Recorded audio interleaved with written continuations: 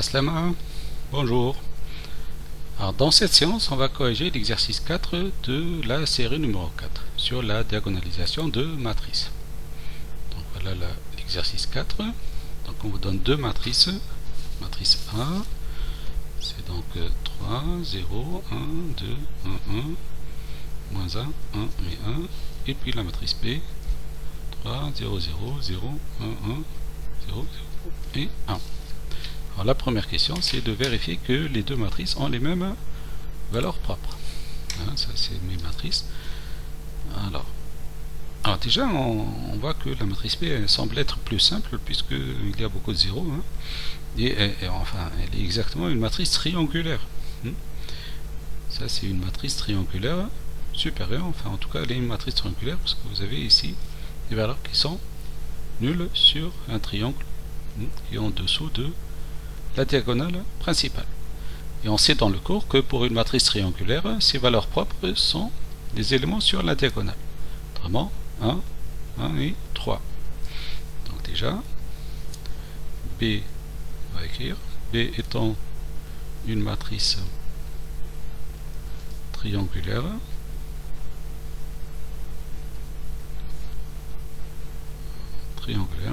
ses valeurs propres sont ces éléments sur la diagonale.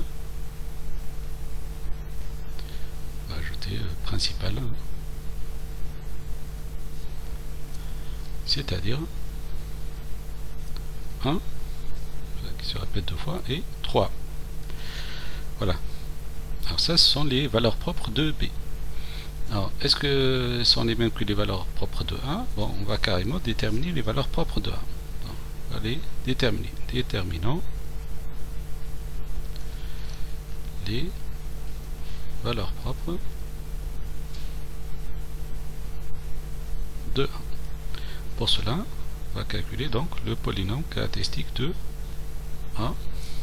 Ce sera une autre occasion de savoir comment on détermine les valeurs propres d'une matrice. Alors, c'est quoi le polynôme caractéristique de A? C'est par définition le déterminant de A moins lambda I. I, c'est la matrice identée d'ordre le même que A, autrement la matrice identée d'ordre 3. Alors ici, donc c'est... Je vais écrire ici.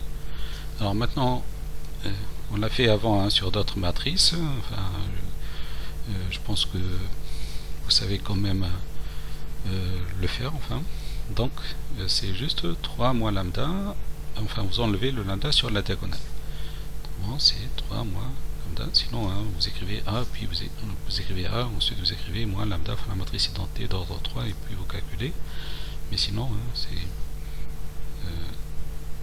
pas difficile. Enfin, alors, 1, 2, moins 1 et 1. Alors, on va calculer ce déterminant.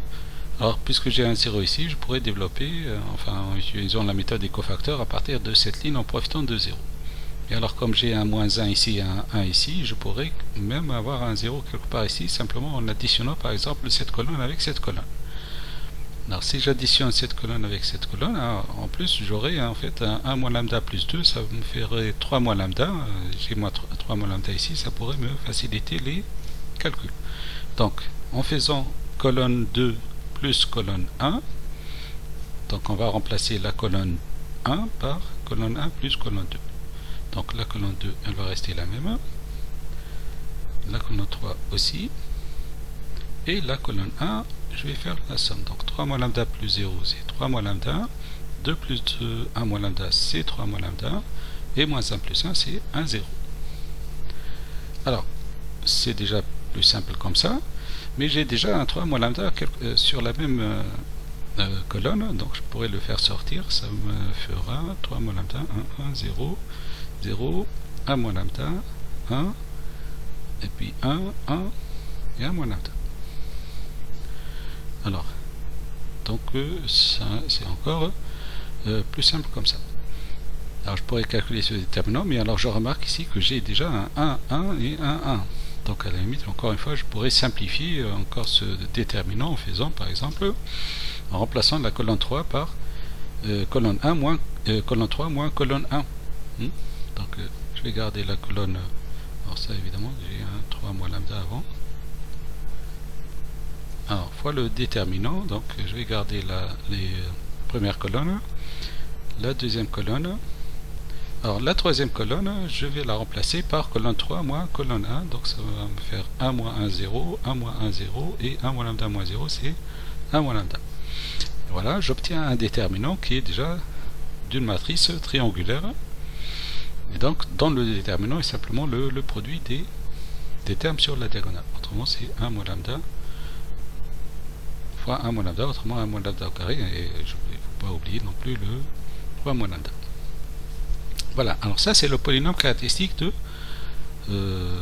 A, que je vais l'utiliser pour déterminer les valeurs propres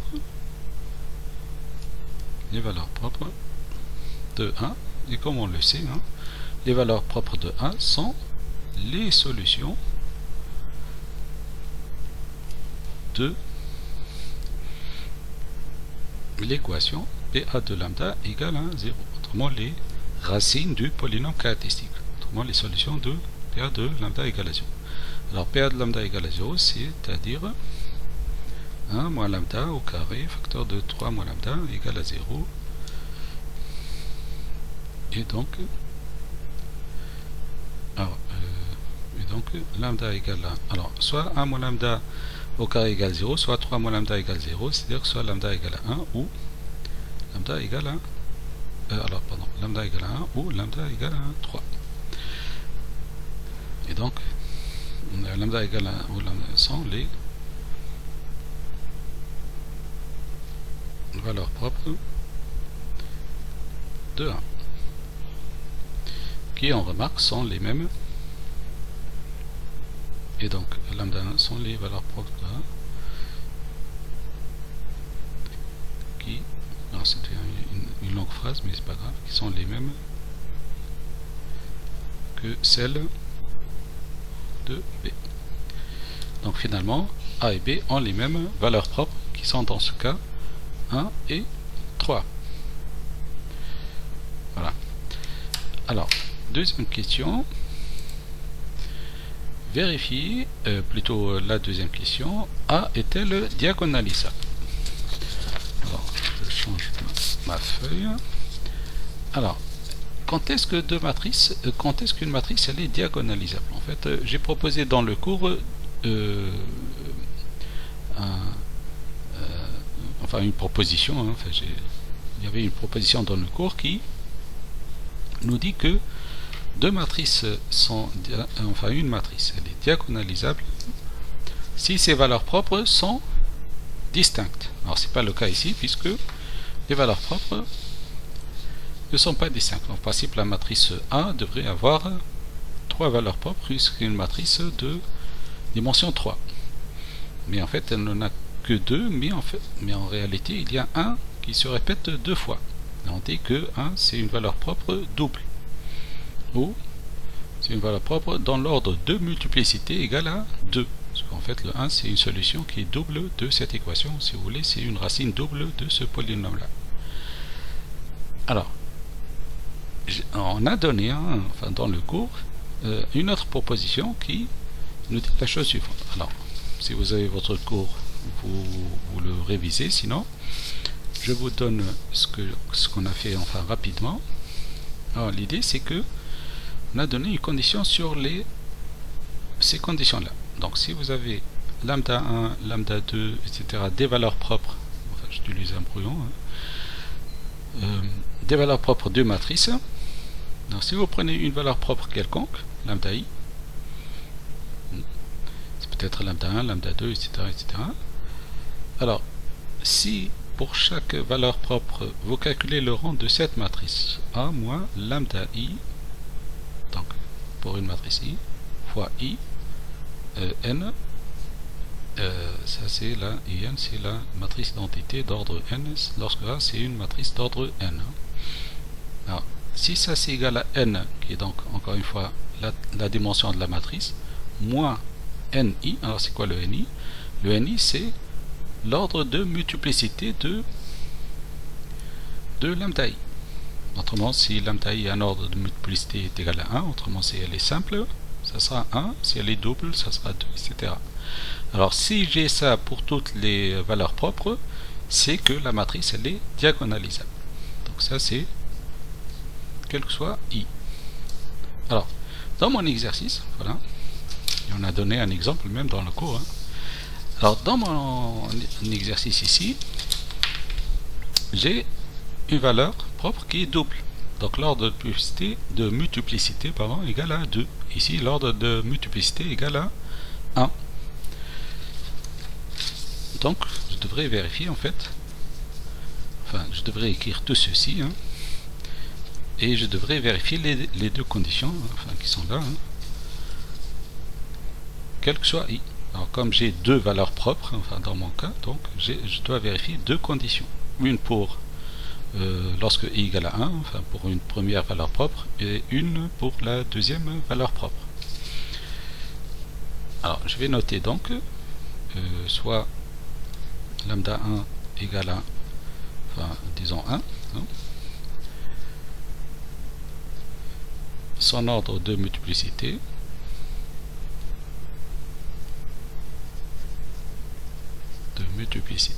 et N1 égale à, je vais le noter comme dans le cours, N1 égale à 2, parce que, encore une fois, ça c'est un ordre de multiplicité égale à 2, puisque c'est se répète deux fois, ça c'est lambda 1 ici. Ça c'est juste lambda, mais on aurait pu l'écrire ici, lambda 1, lambda 2, bon. On l'a écrit ici.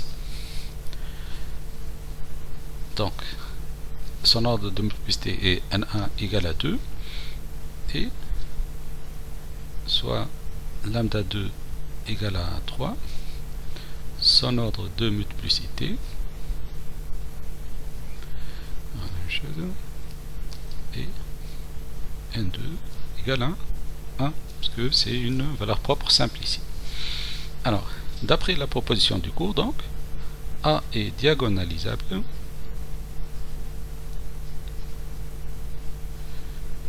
si et seulement si. Alors ceci dit, dans le si et seulement si on a ceci dit, il y a des conditions sur les sous-espaces vectoriels engendrés que vous pouvez utiliser pour montrer que A est diagonalisable, mais comme j'ai pas présenté ces conditions sous cette forme-là, avec les sous-espaces engendrés, avec la dimension des sous-espaces, etc. Donc, autant utiliser la proposition que j'ai donnée, qui nécessite juste que vous connaissiez le rang d'une matrice. Alors, comme on a présenté le rang et dans une autre série, une série précédente, on a calculé les rangs des matrices. Donc, on pourra utiliser ce théorème-là, ces propositions. Alors, donc si et seulement si, qu'est-ce que nous dit cette proposition, qui est dans le cours, encore une fois, le rang de A moins, alors je vais l'appliquer sur les deux valeurs propres. Alors, pour la première, moins lambda 1 I devrait être égal à quoi? Alors, N c'est quoi? C'est la taille de la matrice. Alors c'est quoi ici? C'est 3 moins l'ordre de multiplicité, autrement moins N1. Autrement c'est 3 moins 2 égale à 1. Et le rang de A moins lambda 2 I devrait être égal aussi à 3 moins N2. Et donc 3 moins 1 égale à 2. Alors, il faut donc, pour que A soit diagonalisable, j'ai ces deux conditions simultanément. Alors, si j'ai ça, il faut que je vérifie ça. Si les deux sont vérifiés, donc c'est A diagonalisable. Si celle-là n'est pas vérifiée, donc A n'est pas diagonalisable. Si l'une des deux n'est pas vérifiée, ou les deux, donc A n'est pas diagonalisable. Alors on va commencer par alors on va calculer le rang de A moins lambda 1 I. Donc comme lambda 1 ici c'est 1, je l'ai noté, donc ça va être le rang de A moins I. A moins I, c'est-à-dire le rang de la matrice Alors A c'est 3, etc. Donc si j'enlève le I, ça fait 2. Et puis sur la diagonale, ça va me faire 0, puisque j'avais un 1, et puis 0. Le reste, c'est la même chose. 1, 2, moins 1 et 1. Alors évidemment, le rang de cette matrice qui est de dimension 3, il est forcément inférieur ou égal à 3. Donc il est soit 1, soit 2, soit 3. Vous savez, hein, le rang des matrices. Alors ça ne peut pas être égal à 3, puisque déjà cette matrice, c'est une matrice qui est singulière. Elle n'est pas inversible. Donc il est forcément inférieur à 3. Donc c'est soit 1, soit 2. Alors, pour savoir si c'est 1 ou 2, enfin, on va vérifier avec 2. Alors, pour voir s'il est égal à 2, on pourra voir est-ce qu'il y a un sous-déterminant d'ordre 2 qui est non nul. Autrement, un déterminant ici d'ordre 2 qui est non nul. Alors, on ne pourra pas évidemment prendre des déterminants de ce côté-là, parce que déjà ces deux lignes sont identiques, donc forcément tous les déterminants qui sont ici d'ordre 2 sont nuls. Alors, mais alors si on prend ce déterminant par exemple, il est différent de 0. Et donc, alors, voilà. Alors par exemple,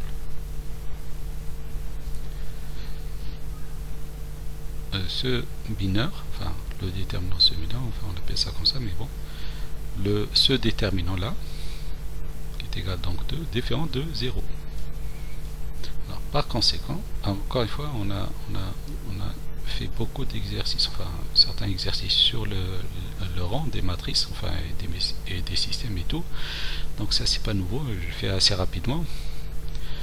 Mais en tout cas, il suffit de vérifier donc cette condition. Donc par conséquent, le rang de A, alors, puisque j'ai trouvé un déterminant qui est différent de 0, donc le rang de A moins lambda 1i égale à 2. Alors, le rang de A moins lambda i égale à 2, et alors la condition me dit il faut que le rang de A moins lambda 1i soit égal à 1. Alors clairement, elle n'est pas vérifiée la condition.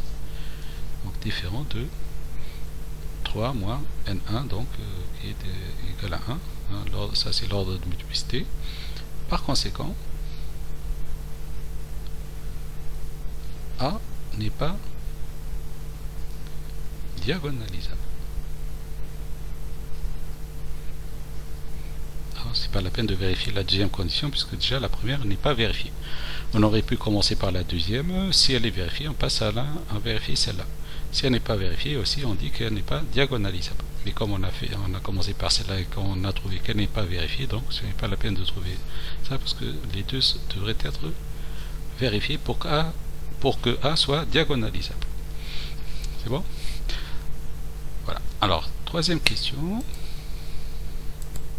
La matrice P, donc on considère la matrice P et on doit vérifier que P est inversible et que son inverse c'est ce qui est donné ici. Voilà. Donc troisièmement, petit a. Alors, P elle est inversible.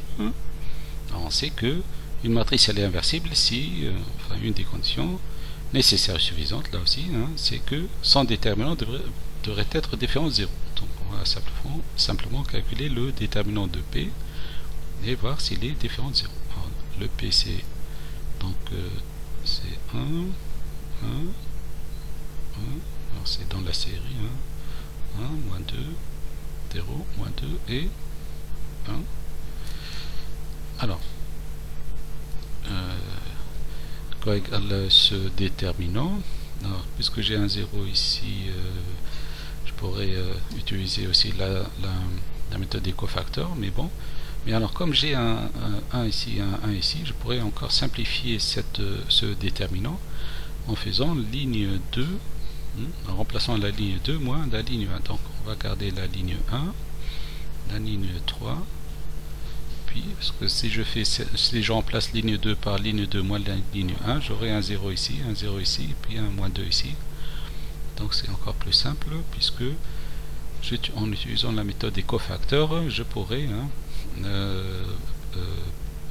évidemment profiter enfin développer par rapport à cette ligne là, et donc juste multiplier le moins 2 par ce déterminant là, donc c'est égal à moins 2, mais attention parce que le moins 2 ici il est dans une position enfin sur la deuxième ligne, troisième colonne, donc 2 plus 3, 5, moins 1 à la puissance 5 c'est moins 1, donc c'est un moins ici, donc il y a un signe moins avant le moins 2, donc voilà le déterminant 1, 1, 0, 2, 0, moins 2.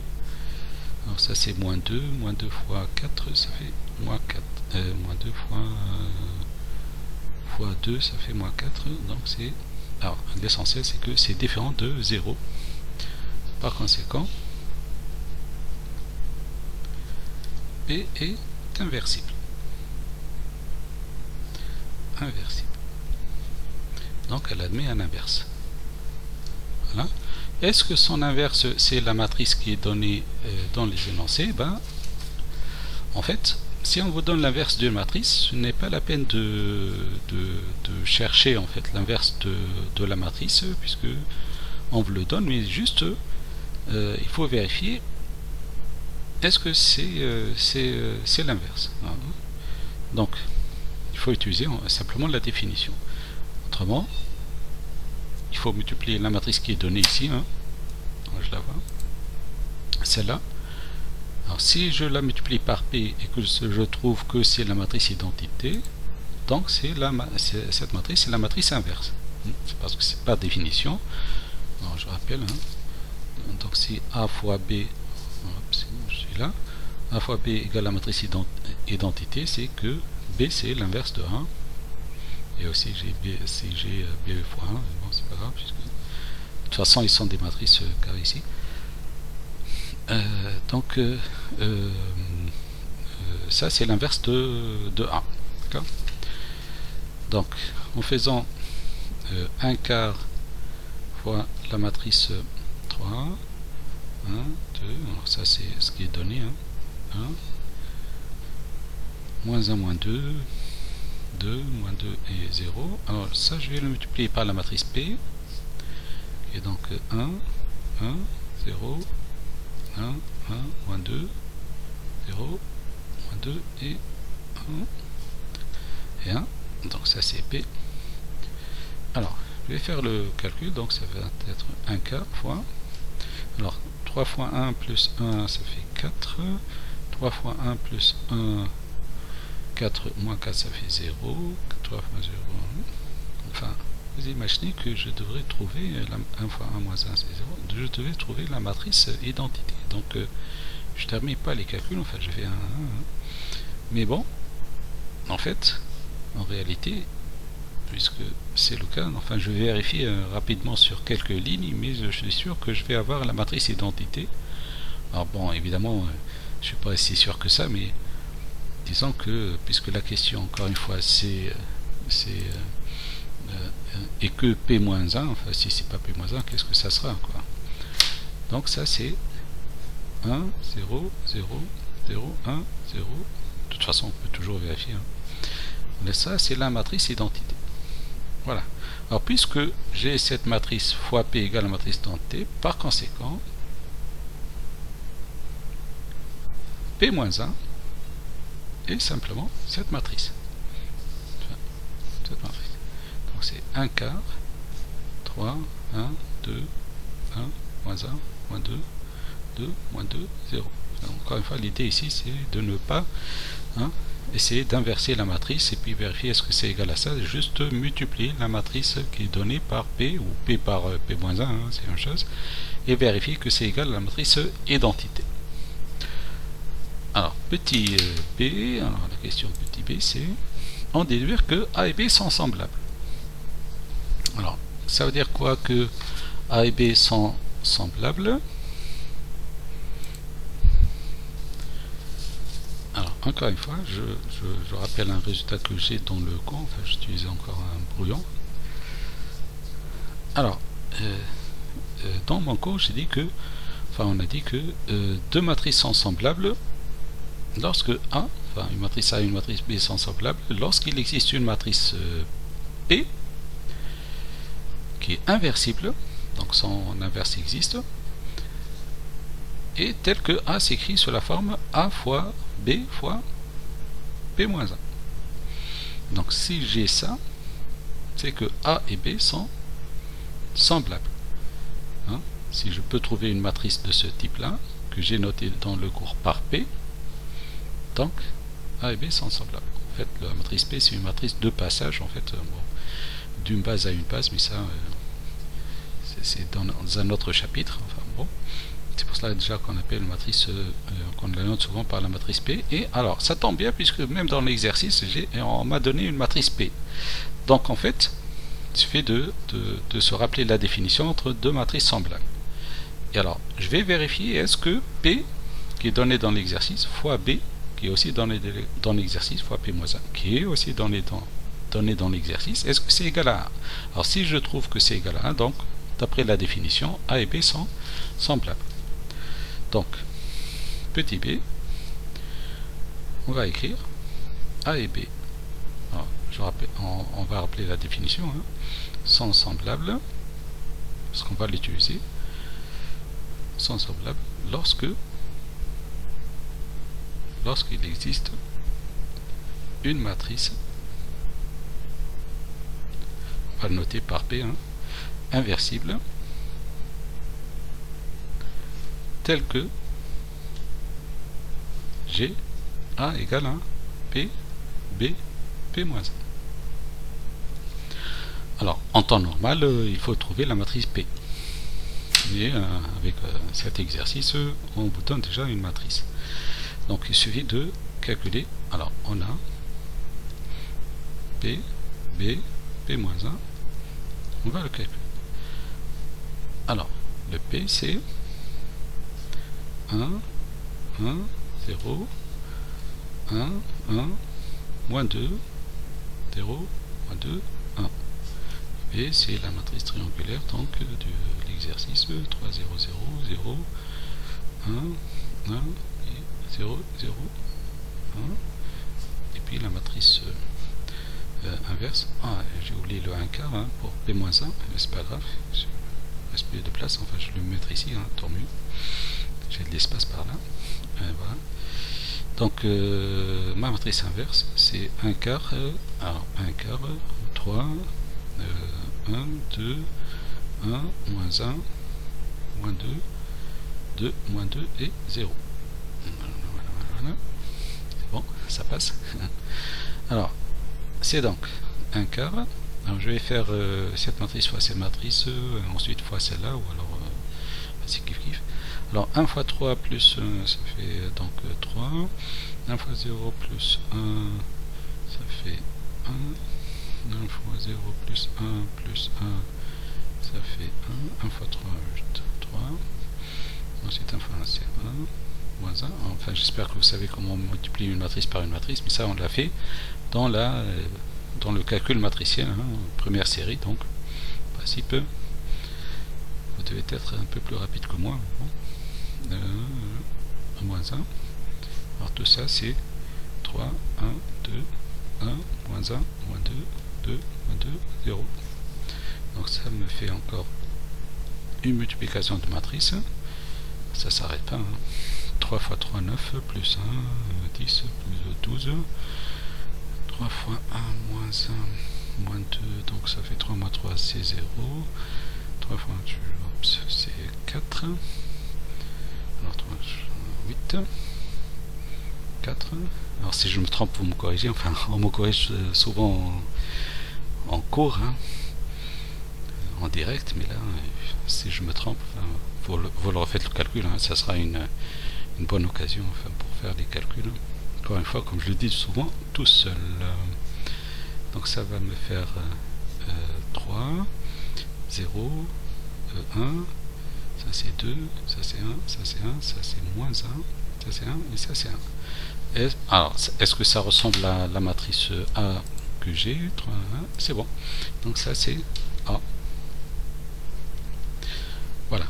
Alors, il me reste un peu de... Je vais écrire donc. Ainsi,